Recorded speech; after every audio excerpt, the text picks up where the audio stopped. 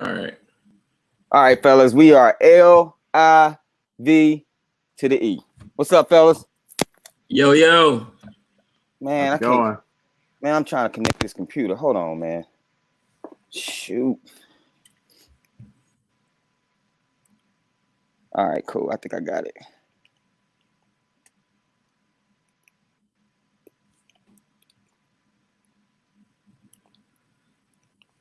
All right, let me see. Let me get this chat thing going. Let me see here. Got one comment. Oh, that's me. Ha ha ha ha ha. That's my Kawhi. That's my Kawhi Leonard, man. We see that. All right, man. So let's go ahead and get started. Home with my Gatorade, man. You know, I feel like this is my only extracurricular activity, so I have to pop my Gatorade. Feel like I'm that sport, man. I feel like I'm playing something right now. Hold on. Yeah, man. So, all right, man. Let's kick it off, baby. So, hold on. First, before I kick it off, for everybody that's gonna be in the chat tonight, make sure you guys hit the like button. Hit the like button. For everybody's been in here, I want a like for everybody's in here. Everybody subscribe. If you this is the first time on the channel, go ahead and do that. And besides that, man, ask us questions. I'll try to answer the chat as much as I can. I'll post it up on the screen. But outside of that, man, let's have some fun. Talk about this last dance. We get down to the last two episodes. A lot to talk about in episode 7 and 8. So with that being said, I'm gonna let somebody else kick it off, man. What y'all want to kick it off with, man? Come on, somebody start it, because I'm ready to talk. Well, let's do this, boy.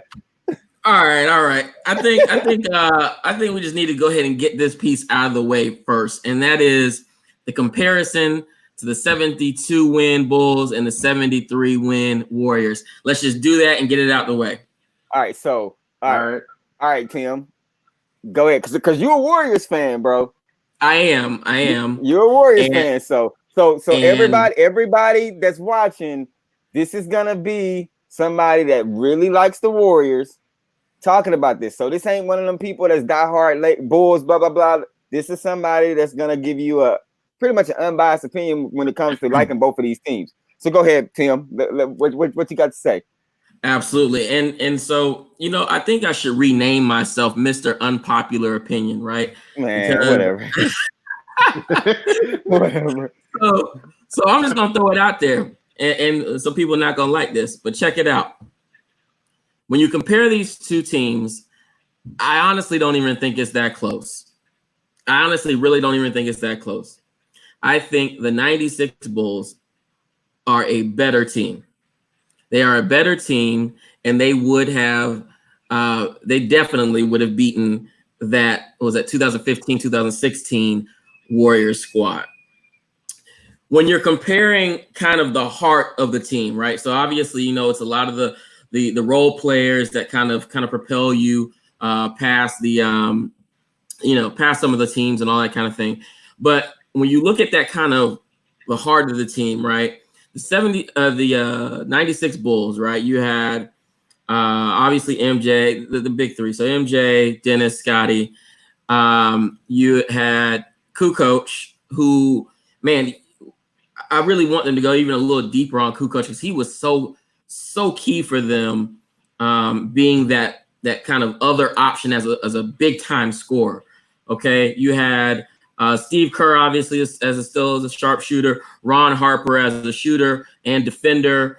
Randy Brown as a good guard, good defending guard as well.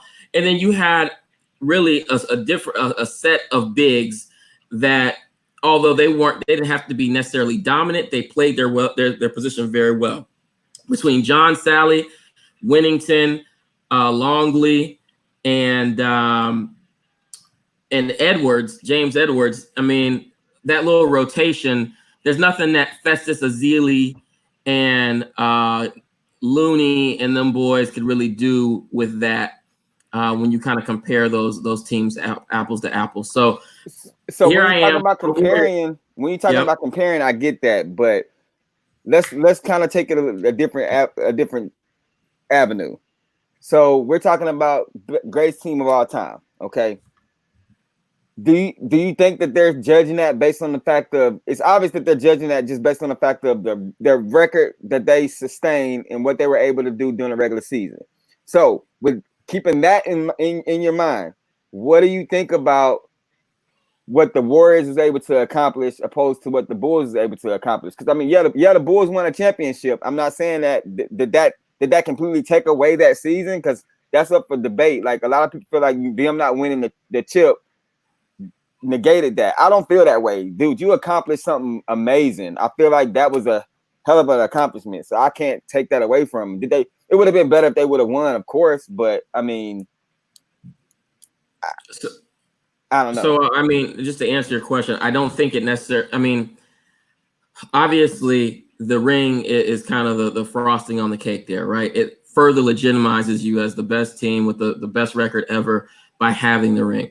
Now, yeah, they didn't get it, but I think a lot of them not getting it was due to the fact of how hard they pushed to try to get that record, right? You didn't see necessarily with the 96 Bulls, Jordan playing until the very last second of every fourth quarter game just to try to make sure they propelled and got this type of record. That happened with the Warriors. Yes, Steph was still in there, and a lot of times people were like, hey, okay, what if he gets hurt? Why you still got Clay and Draymond in the game late in the fourth like this, and we're up by 20? Like, what are we doing? So I do think that, to your point, I mean, I think that they tried, the Warriors really tried and strived to get that record, probably a little more than the Bulls were striving to get that record, right? They wanted to beat the Bulls record and then obviously get the ring. Yeah. I mean, I don't blame them. I would have went hard for it too. You know what I'm saying? I would have played every second too. But okay, so Chuck, anything you want to say about the comparisons, the best team of all time? What's your thoughts? Well, I'm a little biased, but still, I'm going to go with the 96 Bulls. And the reason being is that you have to look at when did both teams play. The 96 Bulls played when you had hardcore teams and players playing tough defense on one another. Heck, I'm looking at the scores. They rarely scored above 90 points a game back in the 90s. Why? Because they played tough defense. There were ticky-tack calls weren't made. If you compare that, fast forward 20 years to the 2016 Warriors, if you just stared at them, it was a foul. Yeah, but that's not. But they still got to go out there and win them games, though. You know what I'm saying? Like, they still got to win them games. But I'm saying too, the competition just isn't the same. You have people that's just focused on offense, and they don't get me wrong. They dominated teams in their era, but you can't compare them, especially now that they lost the championship. The Bulls were able to finish. Yeah, no, I get it. No one's gonna fast forward 20 years from now. Very few people are gonna really remember them, other than they blew it. Oh no! Hey. No, I won't say that. Chuck. I mean, God, hey, what y'all think in the comment section, bro? Because I mean, that team was was amazing to watch, boy. No, they were. So were the New England Patriots when they here we lost. go. Hey, it don't matter how many. Hey, Chuck, how many rings do the Patriots got? Hold on, let me freeze on you. Remember. Okay, hold on, let me freeze on you. No, but listen. When I was talking about the matchup, right, I'm really actually looking from a player-to-player matchup and who would guard who and who wins in those matchups. And really, when you put that down on paper, it pretty clearly is the Bulls. I mean, and there was really no argument around it if you kind of put it down. I mean, if you put a Rodman and a Draymond, Rodman's going to dominate that. You know, you put let's say you put Pippen on either one of the Splash Brothers, right? Because of his length and how great he was defensively, he's going to cause a problem for them. So that means the other one got to match up with MJ. That's going to be a problem for them. And the list goes on. I mean, you have a Iguodala type player in Ron Harper. Then you got to find is it going to be Sean Livingston that has the guard Tony Kukoc? I think Kukoc wins that matchup. You know what I mean? Even when Livingston tries to go into the post, you know. So it's just like it's so many teams. Like even if you put the Warriors up against the New York Knicks, what Chuck? Okay, whoa, lost you, Chuck. We lost you for a second, bro. Even if you put the Warriors up against the Knicks, or even Gary Payton and the Supersonics, somebody like, could you imagine Payton on Steph for a whole game? Like that would be a lot for Steph.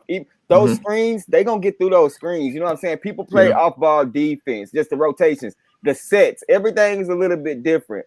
So I do feel like the Warriors would have a problem, but hey, the Warriors, it's a lot of teams that play in this era that haven't been able to do what the Warriors have done. So can't negate what they've been able to accomplish. No, depending on the era, they just playing within the era that they're in. But anyway, let's move on. So let's start with the most kind of like tragic part of this documentary, which was MJ's dad's death. I kind of want to touch on that, not so much his whole death or whatever, how he died. I mean, I'm not talking about that, but how the media kind of wanted to take it and put their own twist on it. My question to you guys is, do you feel like that kind of, if the media wouldn't have kind of like poked at it so much, do you guys feel like MJ would have retired or he would have stayed?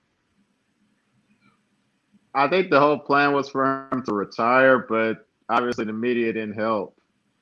And the media was the main reason why he wanted to get out of the game for a while, because they kept getting in the man's business. I mean, the poor man's dad died, and here you are making all these crazy accusations like, oh, the mob wanted revenge on Jordan, so they killed his dad type discussions. And here this man and his family, as they're grieving over a man that helped raise them their whole lives.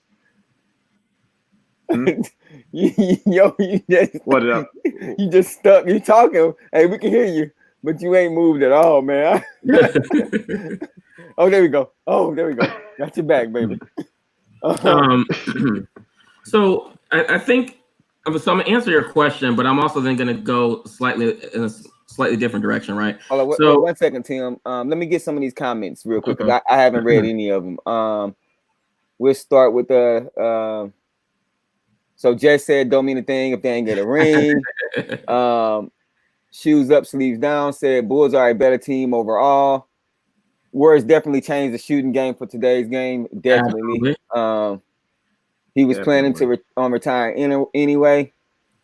Jen, what's up? Yeah, look at she out. Hey, you better make sure you hit that like button. And then Greg Boykin, his death left too many speculations than he wanted to deal with while playing. I agree, 100%. He also accomplished his goal, 3 championships. So yeah, I mean that catches us up with the comments. I agree with all that, man. Especially this comment. I feel like it was a lot of speculations, but that's what people do. It's entertainment. It's entertainment to speculate about when you're on top of the game. But anyway, go ahead, Tim. Okay, so do I think the media kind of helped, in his desire to retire? Somewhat, but to me that was really more secondary. So when I was looking at the documentary last night, it really kind of this part of it struck a chord with me, because I lost my dad 7 years ago. Just a few days was the anniversary a few days ago, and I really resonated with MJ, because he was really coming from the standpoint of, hey, I have a awesome relationship with my mom and all my siblings, and my family unit is tight, but my dad is the one who really pushed me in a lot of ways, and we had that great close father-son bond. And what I really felt from MJ was that all of those big moments in his life, his dad was there to share them with him. And without him, some of his passion for a lot of those things in life and in his, basketball career just were no longer there. And that's a void that nothing else can really fill. And that's why he decided to go and do something that really was another bonding agent for him and his dad, which was what? Baseball, right? Yeah. So for me, I think it was more about the absence of dad and that whole being there, as opposed to the media and all this speculation about the mob and all this stuff about how he possibly died. Like I said, I think that was secondary. I think the primary thing was he's just no longer here. And so because he's no longer here, and he was a chief motivator, even when I had to try to go find little reasons to get myself up for a game, if he's not in those stands and he's not here to be in the locker room with me after I win this MVP or after I win this championship, I don't want to do it, period. And I think that's what really stuck out to me. I think that's really what Jordan was saying underneath what he was verbally saying. Yeah, no, I agree.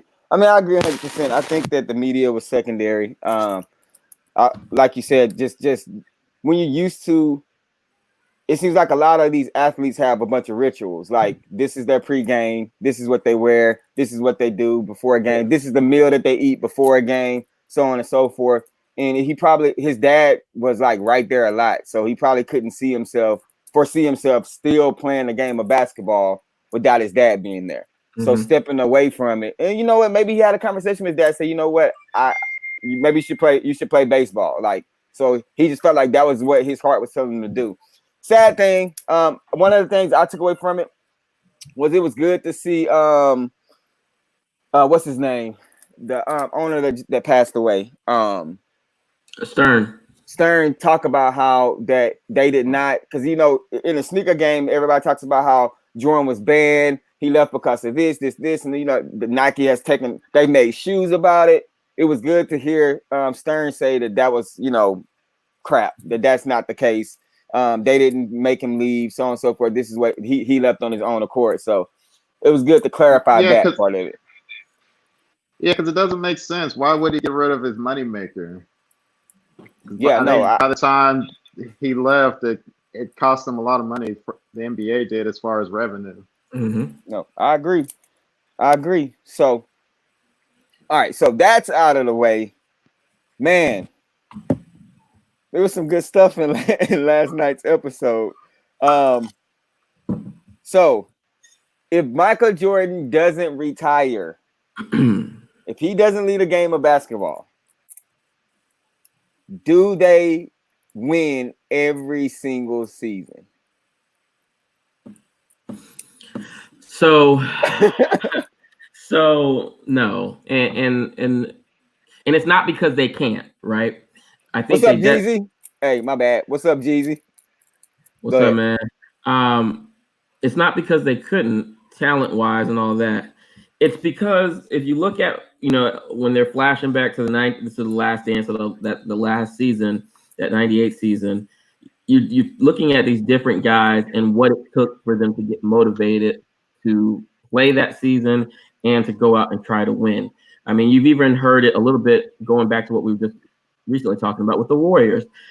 At a certain point, after you've won so much, you kind of need something. Look, that's what these professionals keep saying, that they need something to kind of get them going. So to say that they would have won in that, so what is that, a 7-year span?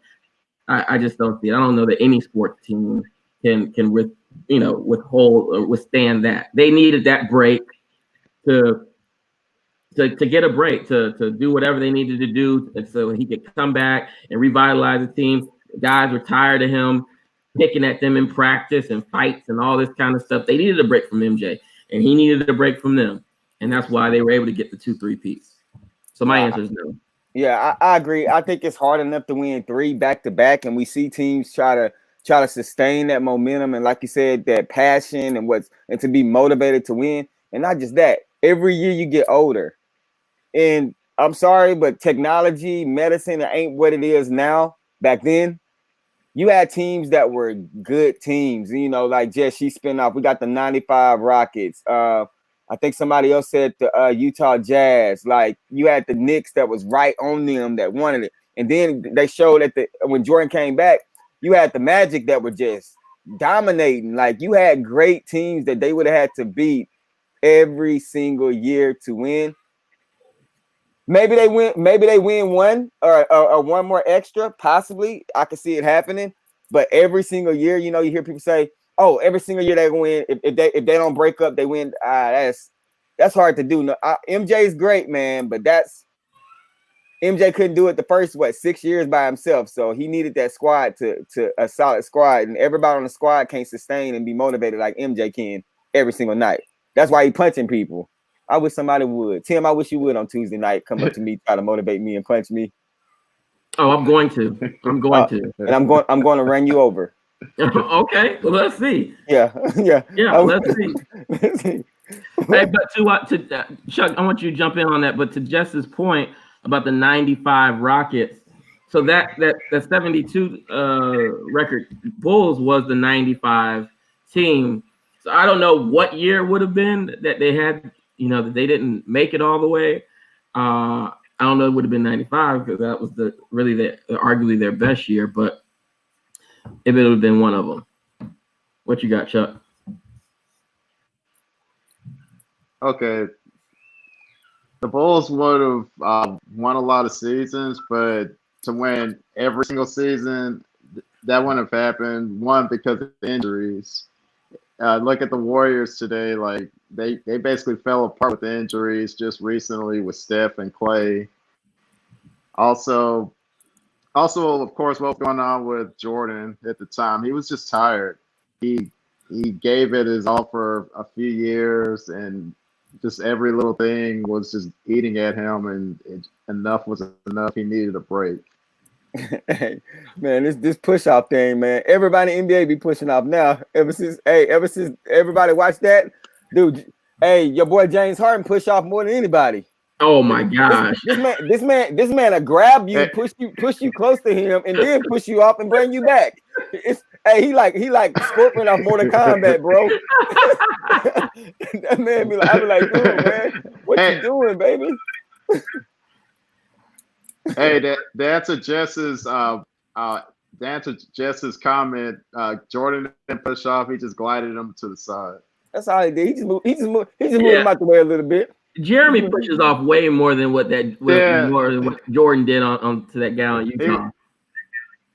He was just like, go over to the right. Tim. You froze, Jeremy? You froze? Tim. Oh man, I thought you was froze, man. Boy, I ain't never pushed off on you. I ain't gotta push off on you, man. I'm too quick, man. You be like, I ain't gotta push off, man. You be like, man. Just said, don't get me started no hurry. Just even with the push off, they would have just had a game 7 and beat them in Chicago. LOL. Okay. Okay. For real. Oh, look, Jeremy travels. Thank you. There's proof. Jeremy travels and he pushes off. Listen, Dejuan, every time he's at the 3-point line, he pushes off and he takes this shot. Hold on. So everybody in the chat. So I got me a good old camera during this quarantine. So when we go back to playing basketball, y'all about to see me and y'all gonna push see off. all this. You push off. Man, whatever, man. Don't let I push off. Anyway. Man, I ain't never put. I ain't got to put it in slow motion. man, whatever. Anyway, so Dejuan called you Harden. What you say? Jen said Dejuan called you Harden. Hey, Dejuan, you need to. Hey, put your car up. I need a second car. Put your car up next time we play, man. Let's see. How you start from half court and end up at with the layup. Hey, that's what everybody else do. The Greek freak do that. Hey, listen, man. Dejuan, when you slow and old, bro, it takes you a little bit longer to get from half court to the goal. But when you young and healthy like me, it don't take you that many steps, man. Hey, even Jessica says she know you be pushing off. Do you remember your game? Hey, yeah, it ain't fake. Hey, Jess, go and let them know that I ain't got to push off, man. That release is nice. So, what you say? Ah, come on, Jess. Who be pushing off? Let's see. Hold on. Jeez, everyone travels, but they call it a start. Yeah, that's what it is. It's the start off step, man. It's like, those old cars you used to have to pull back and then let them go. I just take my steps back before I take off. That's all it is, man. I take my steps, baby. Anyway, man. Hey, we said The Last Dance, not Jeremy's Last Dance. What's up, y'all? Come on now. Hey, somebody's screen gets stuck real quick so we can change the subject. All right, so let's see. Jeremy with the 3-step. Hey, that's what. Hey, neither one of y'all in this chat can whoop me. So, hey, I did already. Tim, I did Tim, already. One-on-one. Tim, don't do it to yourself. I already did. Don't do it to yourself, Tim. And you know it's true. I already did. Man. Everybody subscribe, because as soon as we done with this quarantine, I'm gonna play this man on the camera, and I want y'all to see what happened. Chuck, I ain't even gonna waste my time, but it's okay though. You know what? All right, so hey, let's talk about Space Jam, man. So it was cool to see that they actually built a arena for this man, and to see how, man, it's amazing to see how Jordan was so strategic about getting himself back to gameplay, that he was like, okay, I'm gonna make this movie, still get my money, but the ultimate goal is for me to be ready, because you know what the Magic did to me. So he started strategically inviting these players to play with him, so he can remember their games again. And okay, boom, he's taking notes. Could you imagine being one of these cats watching this documentary and be like, oh, that's why he was doing this? You know what I'm saying? They had no idea that he was doing. You know what I'm saying? Like, oh, it's kind of like what's going on right now. Oh, that's why Jeremy doing, saying all this stuff to these people, so I can embarrass them on my YouTube. Oh, that's why Jeremy's doing this. You know what I'm saying? So it's just like, man, I guess me and MJ I'm kind of like MJ, if you really think about it. I'm like MJ and Kobe mix.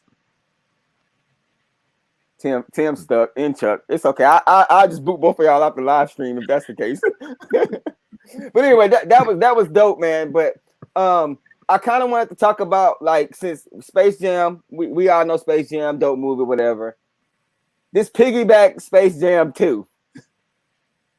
What do you guys think? Do you think that they should be even doing the Space Jam 2? Should this be something that we should even be touching, or should they just leave this alone? Because I feel like it's a historic movie. Like, you don't make a part 2 to this. Like, just my opinion. I don't think they should make a part 2. And my take is LeBron has a lot to climb from, because you're comparing him to Jordan, essentially. Jordan when Space Jam came out in theaters, Jordan won 4 championships at that point. And LeBron, when this comes out, hopefully he wins his next championship before it comes out. But let's just say he doesn't. That would kind of stain it a little bit. He will. 3 championships to 6 losses. I don't know. I would have done it. They should have done it with Kobe, in my opinion. But you think the championship determines whether or not it's a Space Jam? You think what he does on the court determines that? Makes it. I think it makes it more appealing. I mean, I guess I can see that. What you think, Tim? I don't think they should do it. I mean, look, if LeBron is if he's still trying to chase the ghost and wants to still be better than MJ, why not create your own basketball movie, incorporate some of the current day players, let it be a completely different plot and twist and that whole type of thing. I think we talked about on last week's episode, look at what Kyrie did with Uncle Drew. I think just mentioned that, and there's been a couple other basketball movies out there. Like, go do something else and let you create it to become iconic, as opposed to continuing to follow in Jordan's footsteps. Now, to any LeBron fan out there, maybe it wasn't LeBron's idea. Maybe they approached him about it. I've heard that argument. Okay, cool. Even with that,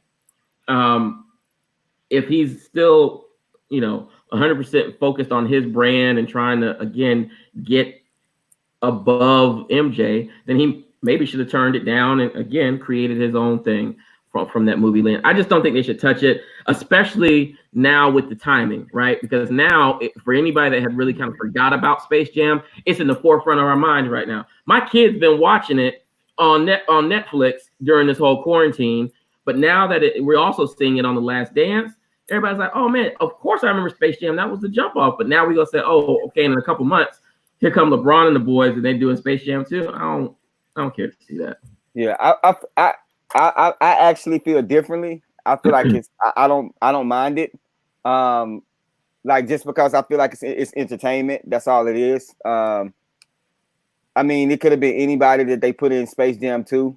I feel like nowadays, what Space Jam 1 means to me is what Space Jam 2 is going to mean to people that all they know is LeBron. And I'm okay with that because this is what that's fine. It's just a movie. You feel what I'm saying? Like, it doesn't mean a staple. Like, it is what it is. Even if LeBron is chasing Jordan and trying to do all this stuff, it doesn't mean anything. It's just a movie.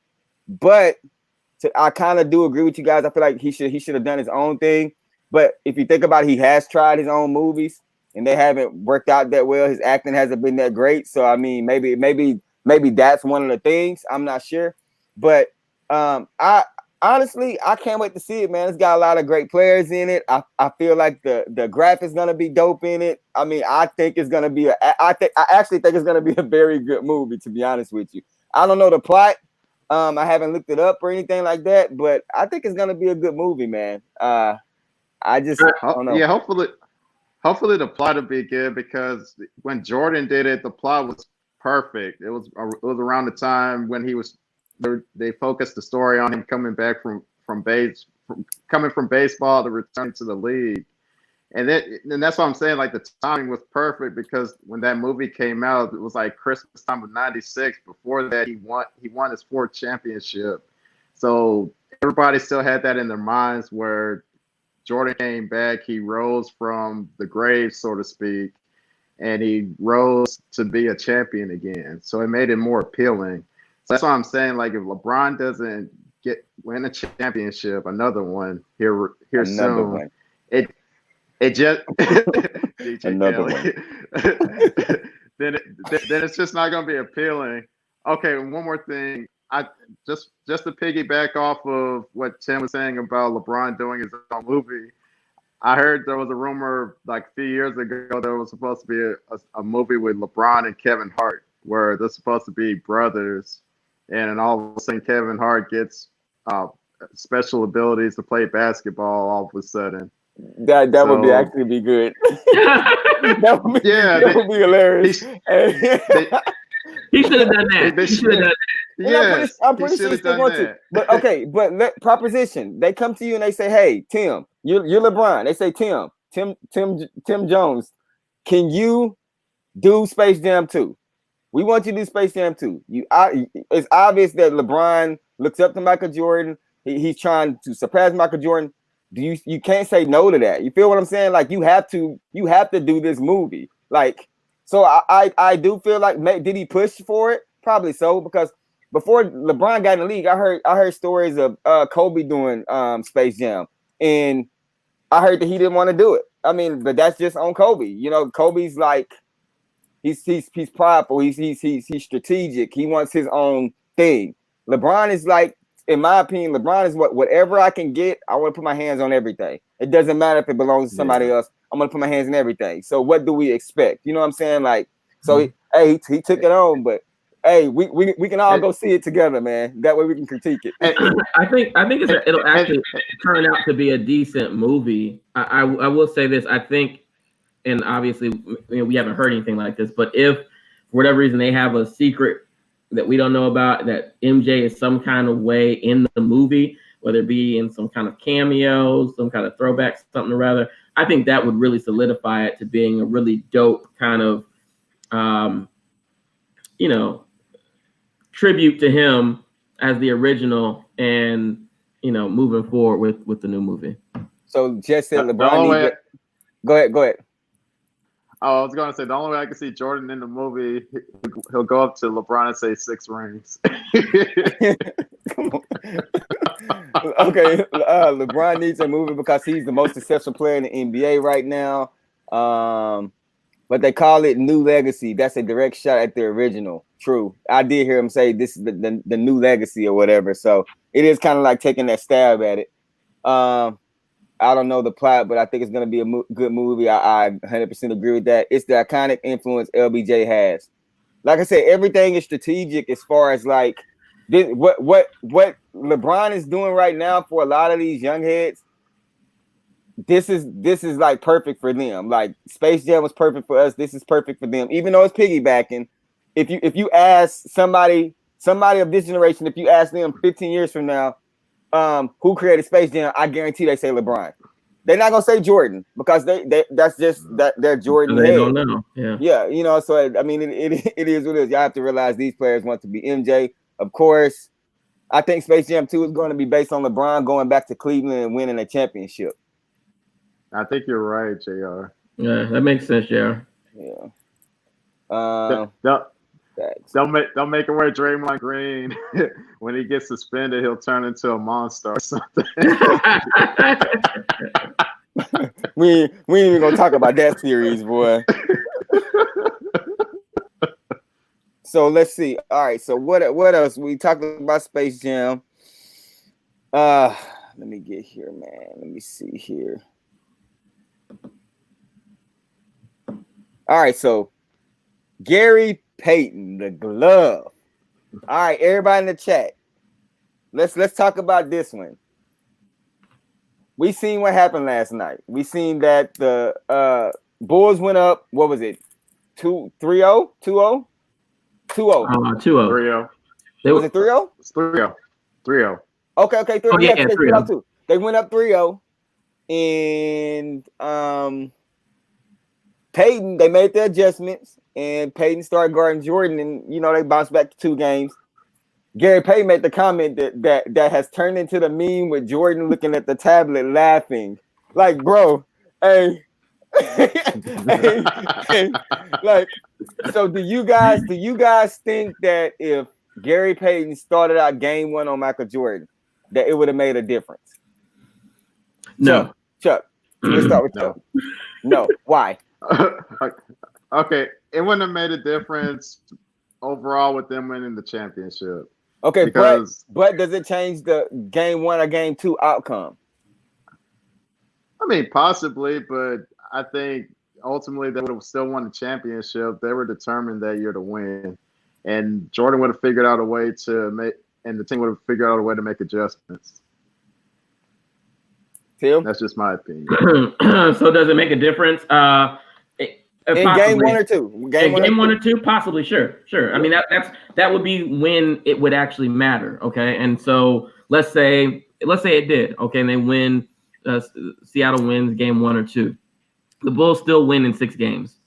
They still win in 6 games, and the reason being is because much like we always talk about, like with Kobe, of how much of a student of the game he was. And watching, critiquing the other players. When you get to the playoffs, you get to detail that stuff. So for Jordan to be able to sit down and detail every nook and cranny of Gary Payton, his nuances on the court, he would have picked him apart. He was bigger than him. He was faster than him. He was stronger than him. And Gary Payton was the original Patrick Beverly. Patrick Beverly, yes. You know what I mean? He's a pest. He's a pest. And he could actually, he was a scorer. Okay. He's cute. He's cute, Tim. That's cute. Yes. Hey, that's cute, man. But once you figure him out, it's barbecue chicken. it's a cookout. Hey, Gannett's. Hey, okay, so this is my take. I feel like Gary Payton, I feel like they would have took game 1, to be honest with you. Just because I feel like Gary Payton is that type of cat where, like, he want that challenge, and he was a lot younger. Legs are like, of course, Jordan would have figured it out and found the way. But I feel like if you hit him game 1, kind of where you know Jordan's just like, boom, I got this, because it seems like Jordan was at the time of his career, he needed something every night to push him a little bit more. And I feel like that if he would have came out that first night, Gary Payton on him, boom, they take game 1. But after that, they probably wouldn't have won another one.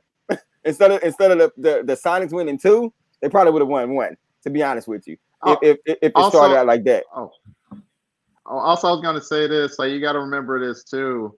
Right before the series started, they were talking about how George Karl treated him by not speaking to him. So that gave him ammunition all by itself. So I don't think Gary Payton would have really changed the series just off of that. He gave Jordan fuel. That's all he needs. Yeah. I don't know, man, but I would have loved to see it. But was that disrespectful the way Jordan laughed at Gary Payton? I wonder how Gary Payton feel right now. Like, I mean, like, I don't think it was disrespectful, but he's just that letting man him know, said, like, okay, next.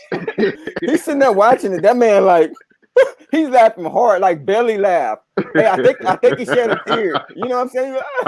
I'm like, bro. I think what was great about it though is that you were able to realize that Jordan wasn't privy to these interviews while he was giving his interviews. You know what I mean? So him seeing that in real time, he's just like, oh, this is hilarious. Like, he absolutely couldn't do nothing with me. Yeah, dude, it's just like it's crazy seeing Jordan react to these people. He literally reacted like nobody mattered. Like nobody was good enough. Like he just sitting there like, okay, whatever. It's crazy. So Dejuan said George still would have found a way to get it done. I agree. It would have made a difference, but Bulls still would have won. It definitely wouldn't have went to Game 7 or anything like that. Jordan just would have just got averaged 25 points through the series, but would have still won, of course. I don't condone quitting, but Scottie Pippen. Okay, so everybody in the comment section, we was about to get to this, so I guess we'll go ahead and fast forward. Let's fast forward and get to it. So, Scottie Pippen choosing to sit out, and I'm glad they still won that game too. Just throw that out there. But how do you guys feel about that? Because I know some people actually kind of they side with Pippen, but what do you guys feel about him choosing not to go back into the game? I mean, okay. So as a team player, right? I don't think you can ever quit on your team like that because of selfish reasons. Like, oh well, I feel like coach should, have me getting the ball for the last shot, et cetera, et cetera. You know what I mean? Like, I don't agree with that part. I think where Pippen messed up in my head is when in that segment he said, if I could do it all over again, I wouldn't change anything. Yep. And I looked at that in two ways. One, I looked at like, okay, so he's basically saying he wouldn't change anything because they still won the game. Yeah.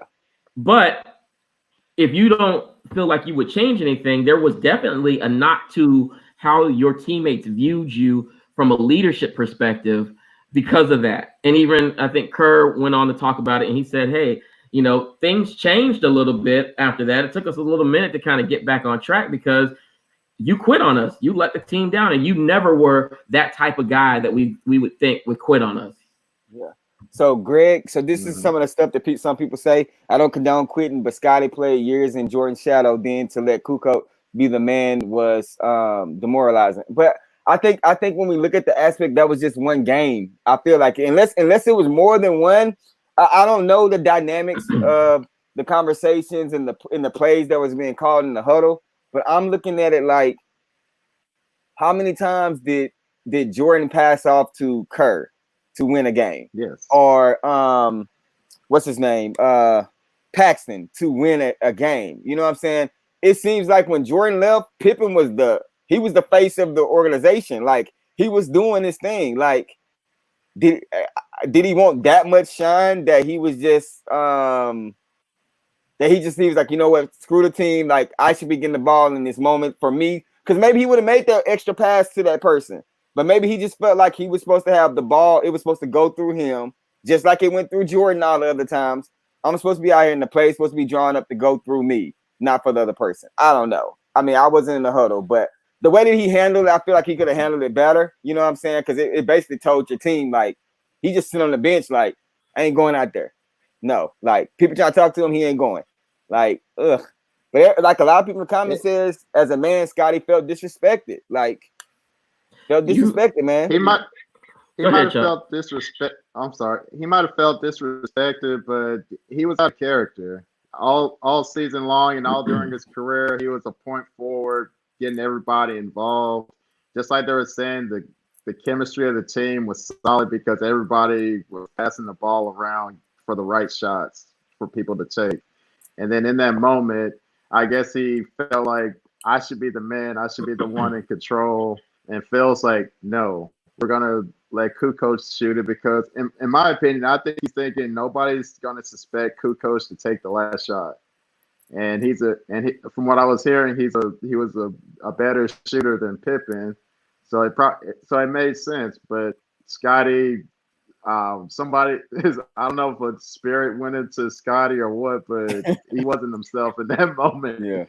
So ultimately he messed up. So Jessica said Pippen got ahead of himself when assuming the leadership. He felt like he should get the ball all the time. Not the case. And like I said, but see, this is the thing. I don't know the dynamics of everything that was being said. You know what I'm saying? Maybe Scotty was doing his thing. Like, and when Jordan left, underpaid, everything. And I know that was on him. His contract. I get it. But after years being underpaid, finally Jordan left. It seems like he's keeping the Bulls to the point where they need to be. I don't know if most of the plays are drawn up for somebody else and not him. I don't know if Phil would, if he just wanted Phil to treat him exactly like he treated Jordan, but he didn't. You know what I'm saying? Because I don't know the dynamics, but it's obvious it was something. Because what I'm seeing is every time Pippen was upset, it was a reason for him being upset. It don't seem like he was ever upset just to be upset. You feel me? Like it seemed like every single time in this documentary, he had legitimate reasons, whether it was payment or whether it was trying to extend his contract. He had a legitimate reason to be upset. So I'm thinking maybe it's a little bit more than just what we seen from that play. I don't know. Well, but oh, I'm sorry. Well, Phil did say though that he drew up that same play at least 4 to 5 other times that season, and Kukoc nailed the shot. So why would he divert from the guy that's been doing it well the entire season? You know what I mean? Like, put it like this: like if a play is drawn up and you need a play that's coming off the dribble, well, shoot, I'm gonna go to Jeremy because he's a off the dribble shooter. If I'm drawing up a play and I need a set shot, well, I'm gonna go to Tim because he's a better set shooter. I mean, like those are facts. But let me keep going. But with Pippen, Greg said he felt like that was demoralizing. I think to Pippen's credit, all of the analysts said that year that Jordan was out, the Bulls ran the triangle offense to perfection because they didn't have a standout superstar who would sometimes look off the open guy because they knew the superstar could hit the contested shot. So if Pippen's getting the credit for the Bulls running the triangle to perfection, he doesn't need the glory of a last-second shot. He doesn't for one game. Yeah. He doesn't need that. So Greg says the difference is MJ had the ball in his hands. MJ decided to pass. In that last shot, though, it wasn't even a pass off. They threw it from out of bounds straight to Kukoc. Is a turnaround shot that he hit. So then there wasn't time enough for it to go through somebody's hands. So he said Kukoc hit 6 game-winning shots per documentary, but those shots were filtered through Scotty. So, I mean, so maybe the reason why they drew the play up for, I don't know, man. But think about this for a sec, though. From what you were saying earlier, Jeremy, about some of the things that Scotty was dealing with, he may have felt unjust by some of the things that happened, but you got to remember it all falls back on him on some of the things that have transpired. Of course. He was mad about the contract. Well, you didn't have to sign the contract. You could have signed a 1 or 2 year contract and waited, just like they were suggesting to you. This situation, like, I got mad because I didn't get the ball. Well, all year we were running the triangle offense to perfection. You're passing the ball off a lot of times. Why are you mad now? No, I mean, I 100% agree with you, man. I don't know. Like I said, I just feel like that it just seems like he was always justified. Maybe not this time. I mean, you know what I'm saying? Maybe he just got ahead of himself. Emotions was running wild. He was out there doing his thing, and he felt like he needed a little bit more respect on his name. I don't know. I would like for them to dive a little deeper into MJ's personal relationship with Scotty and Phil's personal relationship with Scotty. We've heard about Phil and MJ. We've heard about Phil and Rodman. To me, I could be wrong, but to me, it seems like something's a little off between the personal relationship when it came to Phil and Scotty. I think professionally they were cool, but maybe I don't know if his Zen ways kind of got through to Scotty or not. Yeah. No, I agree with you. It seems like Scotty just kind of, I don't know, maybe he didn't like the way that he ran everything. Maybe he just deep down inside he didn't like that secondary role behind Jordan. Maybe it wasn't even Phil. It was just like his secondary role. Like he felt like he could do it, without Jordan. I don't know, because I mean now I hear Pippen saying things like, "Oh yeah, LeBron is better than Jordan," and I'm like, I don't know, like that's kind of. But then he kind of backpedaled and said, "Oh, I'm talking about stats. He got better stats," and I'm like, "That's not how you said it, though, bro. Like you said, hey, you said it. An apple is an apple, bro. Like you said, Jordan probably pinged him right after that, like Scotty." Hey, good. Hey, Chuck. Good segue. So, Michael Jordan was a bully. Was Michael Jordan a bully? Hey, in today's time, I guess. hey, was Michael Jordan like, dude? Like, I mean, he did he justify bullying? How was he a bully? Hold on, did he justify bullying as motivating his team? Was he a bully? Was he that guy? Because hey, I think it's tough love. Tough love, Chuck. Chuck,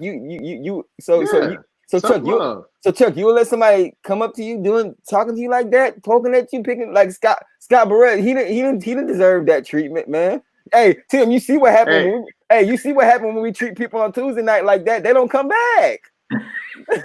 Where's Blake? See, they don't come back. Hey, if you're if you were around my relatives, that was just straight love right there. Yeah, I'm just saying, man. So no, I don't think he was a bully. I think that last piece where he was tearing up at the end was spot on, which is what he's saying. Hey, I am a winner. I play to win the game, and I'm going to do everything that I can to make you get to a place where I feel like you have the same mentality as me. That's what he was saying. He said, hey, I knew at some point and I was going to need Scott Burrell to step up. So if I got to poke at him every day in practice to get the best out of him, that's what I'm going to do.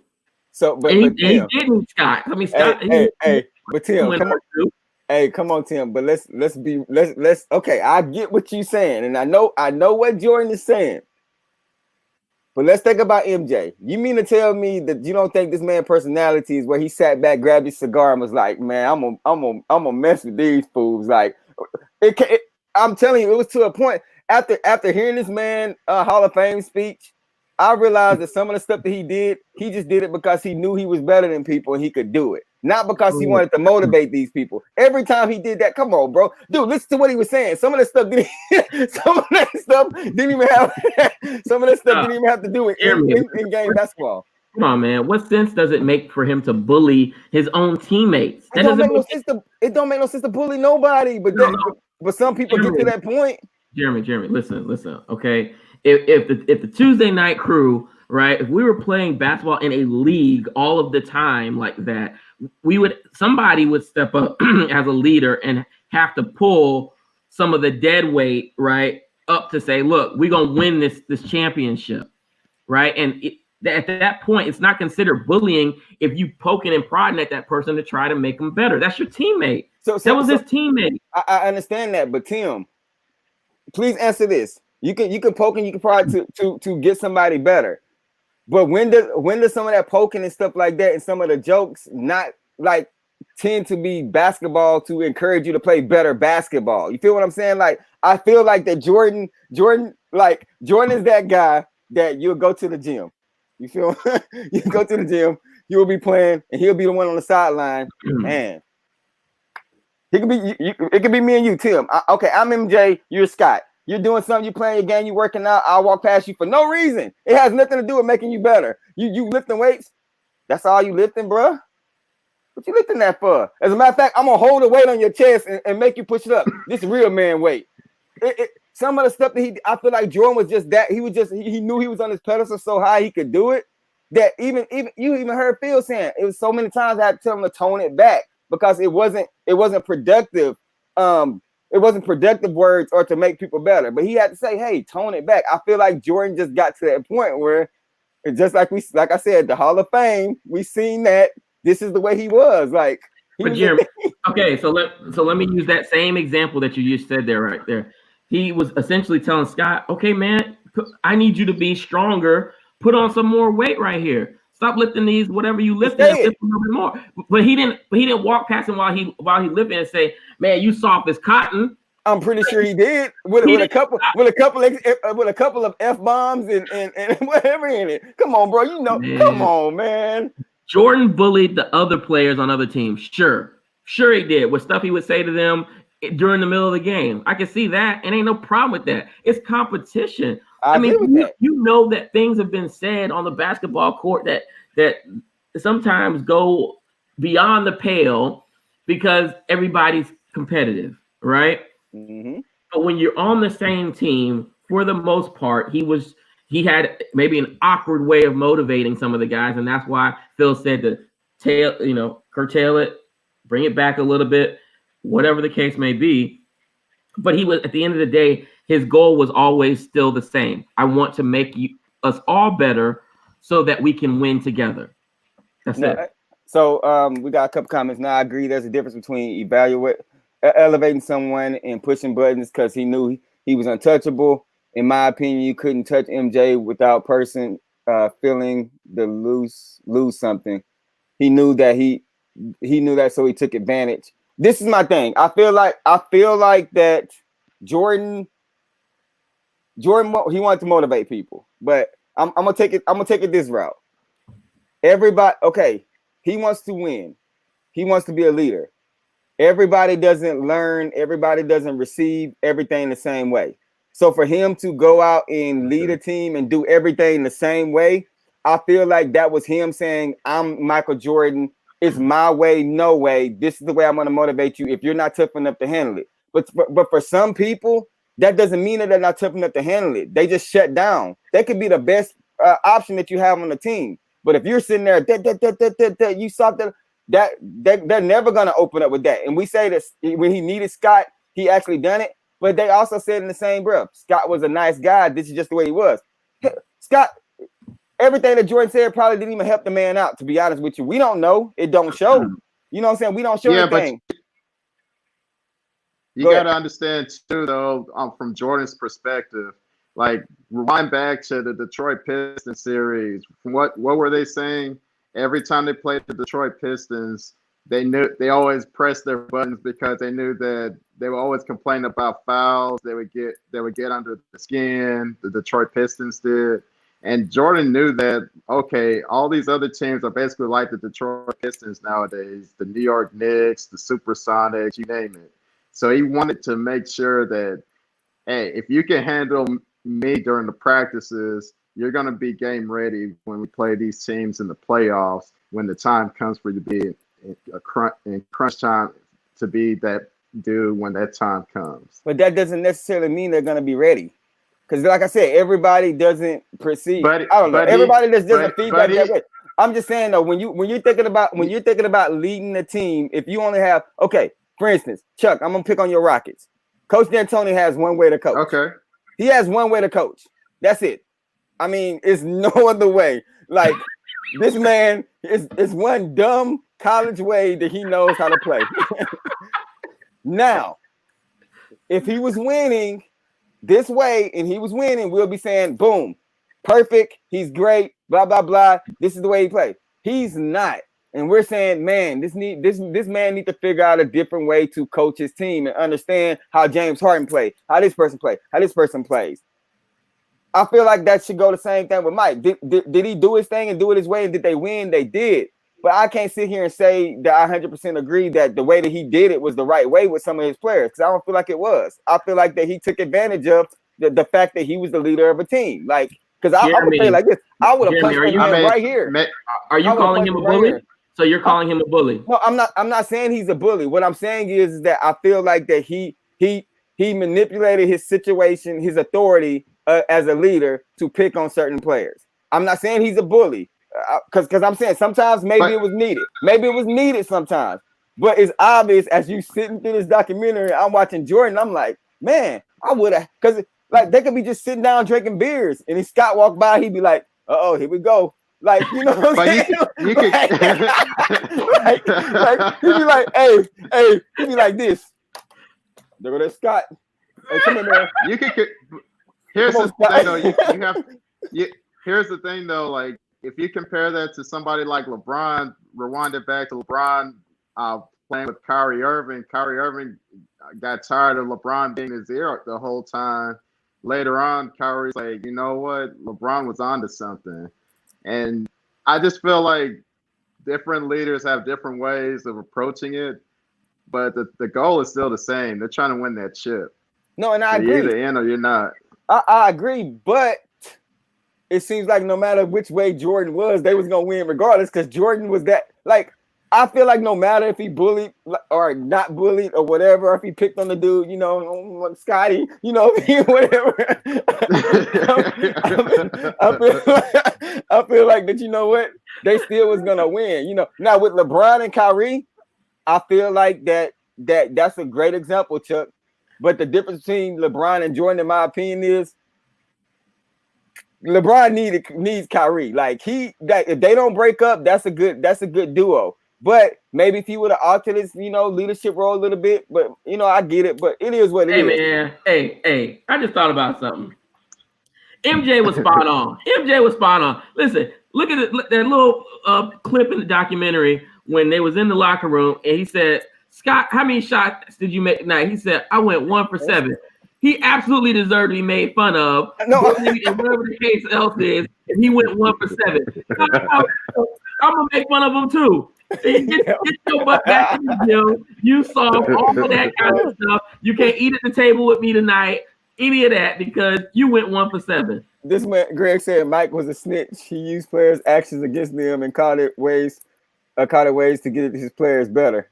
Stop, Greg. Hey, he took people cars. He took people clothes. Like, hey man, okay, hey Tim, I'm telling you, man, MJ was on one. Let's see. She said that's the definition of a bully. Man, couldn't have been me. MJ would have had one of my. Hey, didn't nobody want to fight. MJ had them paws though. I mean, relax. All right. MJ needed to go.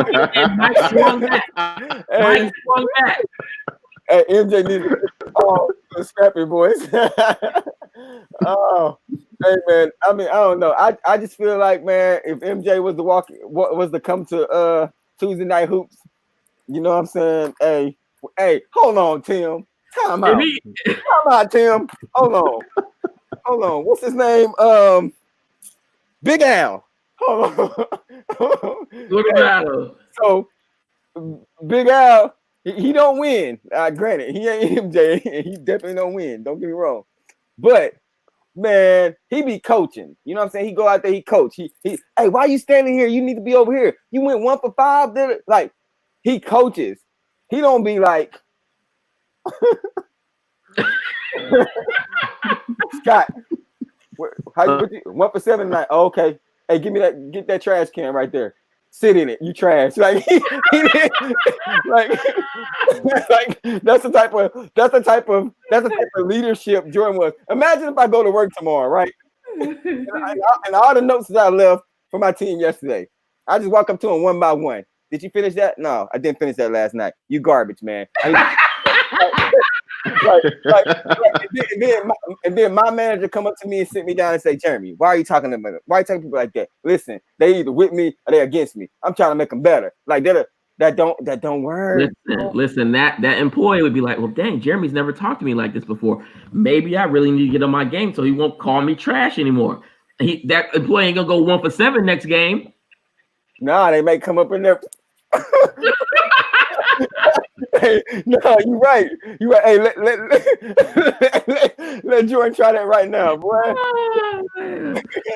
Oh no, but no, like it's interesting and funny to see these behind the scenes, like the comments that they're making in the fact that let's talk about the baseball thing. Like, for instance, hold on 1 second. I want to show y'all that shoot at 45. It's right behind you. The Concord 45. No, my 10s. Anyway, the Jordan 10, when he came back and he wore the number 45, he played at Madison Square Garden. He scored the 55 points. They made a shoot for that. They made a shoot for that called a double nickel about 5-6 years ago. And I completely forgot about that game. And I completely forgot about the fact that he had left and came back. And me seeing that and remembering that, you know how you talk about, like, when you work out muscle memory, like you work out a little bit, you come back, they say your muscles is supposed to have this memory. Mine don't. But anyway, the memory don't go. But it's kind of crazy to me. I'm watching it. I'm like, man, bro, this dude did this fresh out of, like, just a little bit of conditioning. He came back and dropped 55 on them boys. Like, And then that's crazy, man. That's insane. That's insane. I would love to, like, I'm anxious to see people after the coronavirus done. I want to see how trash some of these players gonna be starting to. Like, I'm like, man, it's crazy. It's man. like that Instagram picture. It's like those Instagram pictures I sent you, like before and after with the players. Man, they're gonna be sloppy. But so what do you guys? We'll wrap up here real quick. What do you guys think the next how they're gonna wrap up? I like the way they ended with Reggie Miller, like this series with Reggie Miller, because, like, dude, I love Reggie Miller, to be honest with you. Like, I like his competitive nature. I like his game. He was dirty, he talked noise, you know what I'm saying? But that's not bullying if he's doing it. I mean, that's bullying when he's doing it, but when Jordan does, it's not bullying. But anyway, we ain't gonna talk about that. It's the opposite team. Yeah, okay. But anyway, so what do you guys think? How y'all think they're gonna wrap this up? The series. I think they're gonna wrap it. Go ahead. I think they're gonna wrap it up. Episode 9, of course, will be the Pacers series. I I heard this gonna be the series. They're gonna talk to Steve Kerr and they're gonna tie in what he did in that series. I'm sure they're gonna tie it into how he helped them win the '97 championship with his shot. And episode 10, of course, will be the last shot, how he wraps it up in the championship. Man, I'm wondering what shoes they're gonna drop. They need to drop, like, I mean, the Flint 13. Anyway, whatever. We ain't gonna talk about that, man. I'm just hoping, man. Every night I'm sitting on this. Every night the documentary going on, I'm sitting on my computer refreshing, hoping they drop a sneaker. And they ain't did nothing since the first episode though. But the next talk we'll do, I gotta wear the 13s. But I'm sorry. Go ahead, Tim. Yeah, I don't know exactly how they're going. I mean, obviously they're gonna wrap it up with the end of that series, and that last shot or whatnot. And Jeremy, I'm not as big of a shoe guy as you are, but I would imagine this is the perfect time to really release a new shoe, even as opposed to one of the retro joints. I mean, they could come out with a whole man.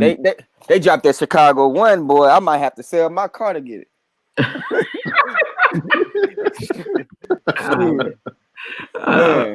I don't know. I'm excited though, man, because I've really been enjoying the whole entire series. I'm actually kind of sad that it's about to go to be over. I think what I am looking forward to though is a lot of the people who were not either asked to be a part of the documentary, that were old teammates, old foes from other teams, that want to weigh in and have their opinion, because obviously, while this is a documentary, it's obviously still slanted to MJ's opinion. It is his documentary. And I think that's something that, has some value too. I know I've heard a couple reports of where Craig Hodges has been talking a little bit. We haven't heard from Luke Longley since I think the very first episode, and there's apparently a rift between him and MJ as well. So, hearing from some of those people, I think is going to be exciting after the fact as well too.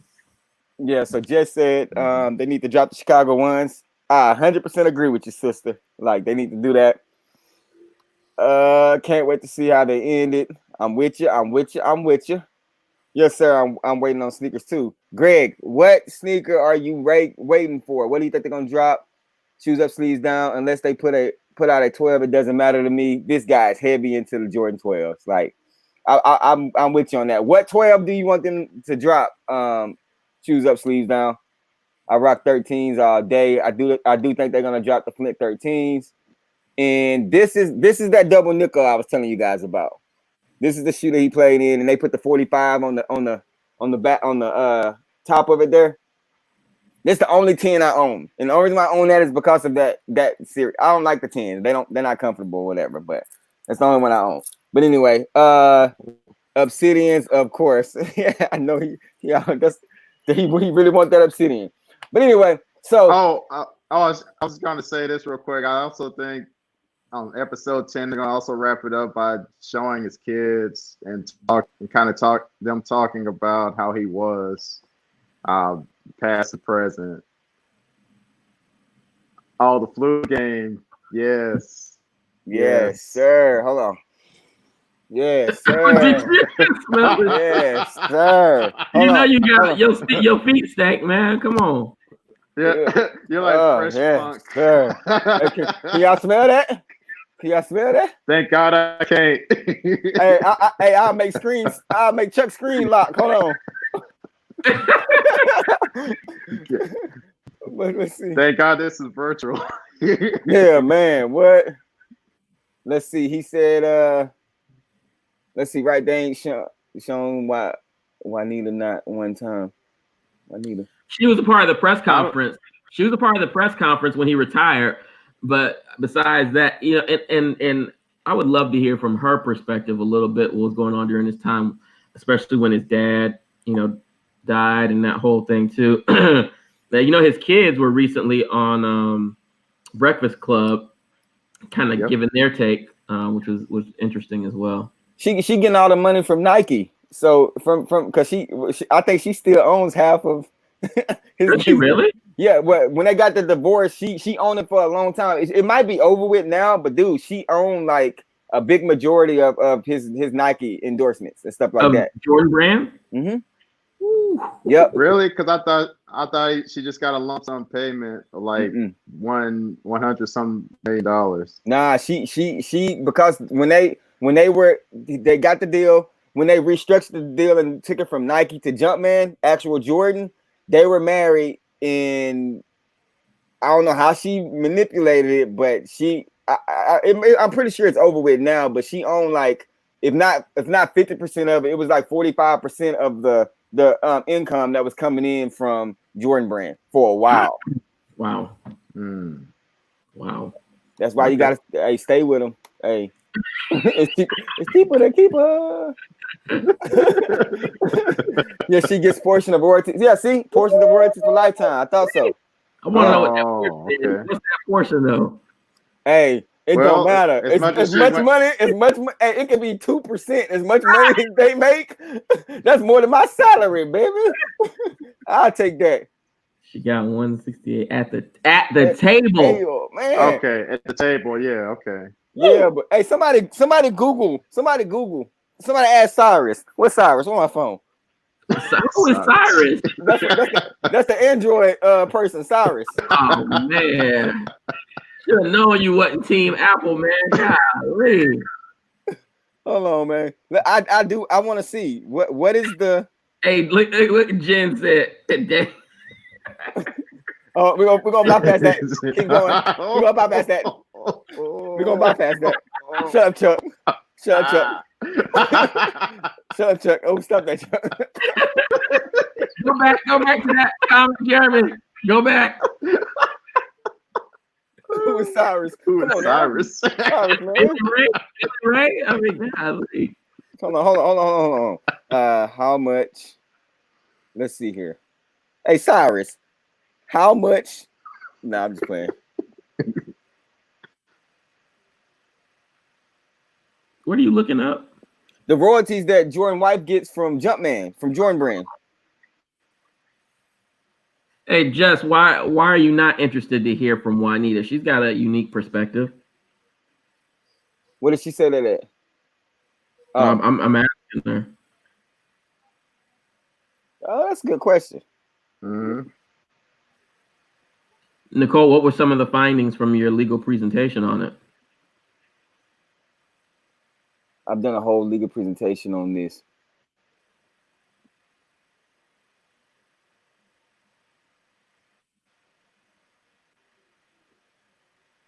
So, man, that woman worth 200 mil. God dang. Well, that's only a portion. If Jordan's worth a bill, right? Yeah. Oh. So the I think so it's 2 bill from what someone said. Wow. Okay, so she got 168 mil at the table, of course. The settlement included a mix of property and assets. Michael retained ownership of. Okay, well, that doesn't matter. He eventually could afford. That doesn't matter. They got houses worth like 30 mil, man. Gosh, darn it, man. So yeah, she has a lifetime royalty of 10.6% from the Jordan Brand. So She ain't got to work a day in her life no more. hey, she ain't got to do nothing. She just got to sit back and grab a cigar and make fun of Scott Burrell. hey man, y'all gonna get on Scott Burrell, man. It's a nice guy. He's a nice guy. Hey, let's see. She answered the question. She said, "Well, it's about the Bulls organization. Juanita would just seem random. It's too much in his personal life. We can get a whole new document series on his personal life." I can see that. I can see that. And who knows? Somebody will probably interview her after the documentary and get her perspective. Yeah, Breakfast Club. They'll do it. Yeah, she'll go savage. She'll go savage mode on there, and then it'll go viral. But yeah, well, man, hey, that's it for tonight. Now next week is gonna be the final for this. She turned down the initial offering and child support for the deal she has now. Smart. Hey, I wonder who told her to do that, because That's most smart. people be like, hey, she I'm surprised she didn't pull a Scottie Pippen. I'll take it. Give me that deal. You know what I'm saying? Sheesh. But so next week we wrap it up. But we will definitely be still doing this every Monday unless you guys want to do something different. But I'll be on every Monday. My heart is it's so many topics to talk about when it comes to the sport. And basketball should be starting back up, hopefully. We do need to talk about that. We need to talk about that. We still need to talk about Tim's new favorite quarterback of all time, Tom Brady, coming to the Bucks. Tampa Bay, stand up. We need to talk about James Harden and the Rockets not doing anything with their small ball lineup. I mean, it's just a lot we can talk about. But hey, shout out to Tom Brady, man. You know what I'm saying? Standing up for the Aubrey thing. Like that's big. I mean, I guess after leaving the Massachusetts area, he finally found his black roots coming to Tampa. I don't know. Maybe. He got away from Belichick. That's what happened. Most of his money at the time they divorced came from Nike, Bobcat stake, and home value. I can't type fast enough. Greg said boo. I think he's talking about boo to Tom Brady. Oh, Greg is a Bucks fan, so I'm not sure what to talk about. I know he's a Jameis fan because he went to Florida State like I did, but I mean, Jameis, he about to go down to New Orleans, get some of that voodoo, and not play any football. Like I don't even know why they picked this man up. Like I don't. He's a smart backup. I mean, he's a smart backup. He should. I want him to stay in Tampa as a backup. Man, hey, you already know that this man about to go down there and wild out in New Orleans. Hey, he about to. He's married now. He's married. Man, this man about to be on coffee tables and die. I can't say what I want to say. We're gonna keep it PG. But anyway, Hey, he's gonna fill up on crab legs, that's for sure. Stop. Let's go my quarterback for college. We not gonna do that.